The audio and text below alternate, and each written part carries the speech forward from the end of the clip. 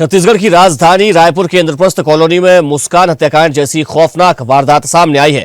यहां 5 हत्याएं कर शवों को सीमेंट और केमिकल के साथ स्टील पेटी में भरकर सबूत मिटाने की कोशिश की गई।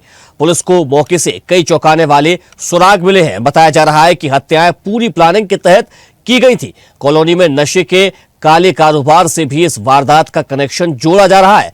देखिए संवाददाता हिमांशु पटेल की एक खास रिपोर्ट।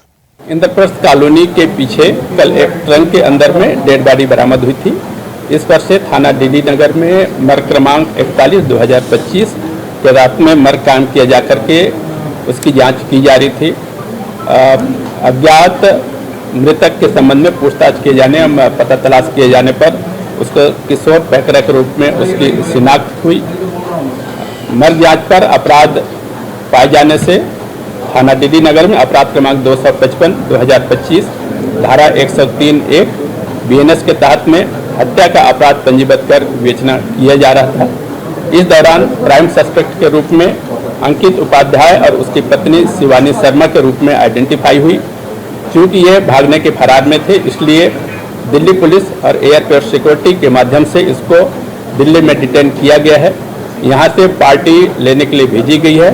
पार्टी के द्वारा जैसे ही लेकर के रायपुर आया जाएगा, उसमें विस्तृत पूछताछ किया जा करके इसका विस्तृत खुलासा किया जाएगा। तो पुलिस ने हत्याकांड का खुलासा किया है, जहां ट्रंक में सीमेंट डालकर शव को फेंका गया था। अब इस पूरे मामले से पर्दा हटा है और उसके आरोपियों को गिरफ्तार कर लिया गया है, हिरासत में लिया गया है। 2 आरोपियों को पकड़ा गया है। उसके बाद पुलिस जो है मामले की जांच करते हुए इंद्रप्रस्थ कॉलोनी तक पहुंची और हमारे साथ कॉलोनी के पदाधिकारी है वो मौजूद है। उनसे बातचीत करते हैं, जो कुछ जानकारी जो है साझा करना चाह रहे हैं।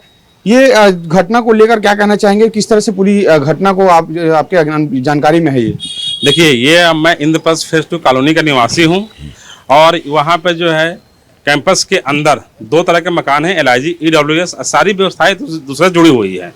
ये 5वीं घटना है। 4 हत्याएं हो चुकी हैं, एक एक्सीडेंट हुआ है, वो भी लापरवाही पूर्वक एक्सीडेंट हुआ है। सबसे पहले जो घटना हुई थी आज से 1.5 साल पहले कॉलोनी में ही A ब्लॉक से एक 5वें फ्लोर से एक युवक गिर गया था। जिस समय वो गिरा था या कूदा था, उस समय उसके 4 दोस्त भी कमरे के अंदर मौजूद थे। ये एक जांच का विषय था पुलिस के लिए। उसमें क्या खुलासा हुआ नहीं पुलिस समझती है। दूसरी घटना जो हुई थी, आज जो घटनाएं, कल की जो घटनाएं हुई है LIG D ब्लॉक में, उसी ब्लॉक में और करीब जो है 1 साल पहले 2 पति पत्नी रहते थे, लवर थे, शादीशुदा थे। पति ने उसकी हत्या करके गला रेत करके और 2 दिन बाद लाश को फोल्ड कर दिया था चादर में और उसको ले गया छुरा क्षेत्र में, गरियाबंद जिले के छुरा में उसने दफना दिया था। तीसरा मर्डर हुआ था EWS B ब्लॉक में। बी ब्लॉक में हुआ था। लड़के ने अपने माँ के गला रेत कर हत्या कर दिया था।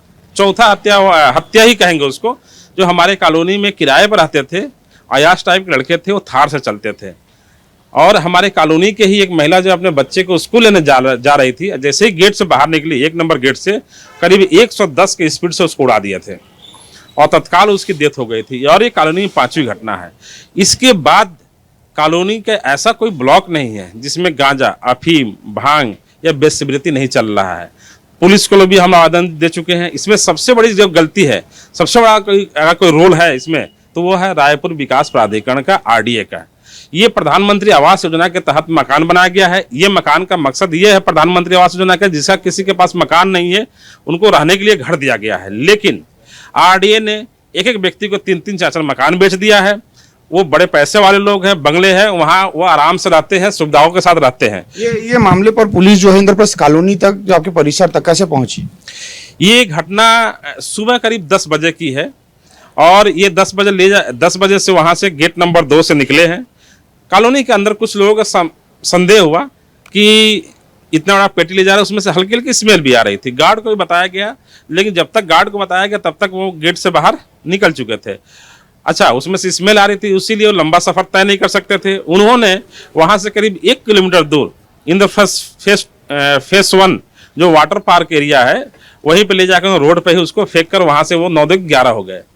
उसके बाद जब कॉलोनी के लोग उधर जाते नहीं हैं, लेकिन कभी कभार आना जाना लोगों का बना रहता है, इसलिए किसी व्यक्ति ने तुरंत जो है पुलिस को सूचना दी तो यहाँ पे एक पेटी रखा हुआ है, उसमें से बदबू आ रही है।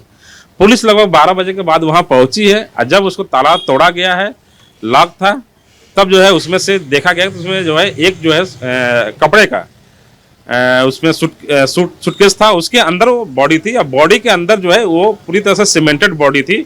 उसके अंदर केमिकल डाला गया था ताकि बदबू जो है कॉलोनी के अंदर न फैले।